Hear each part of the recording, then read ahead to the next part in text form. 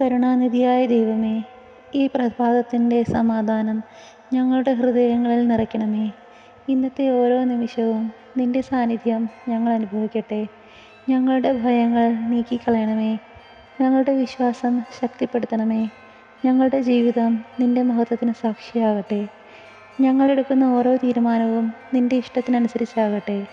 ഞങ്ങൾ സംസാരിക്കുന്ന ഓരോ വാക്കും അനുഗ്രഹമായിരിക്കട്ടെ. ഞങ്ങളെ സ്നേഹത്തോടെ നയിക്കണമേ. ഞങ്ങളുടെ ദിനം സമാധാനത്താൽ നിറയ്ക്കണമേ. യേശുവിൻ്റെ നാമത്തിൽ ഞങ്ങൾ പ്രാർത്ഥിക്കുന്നു.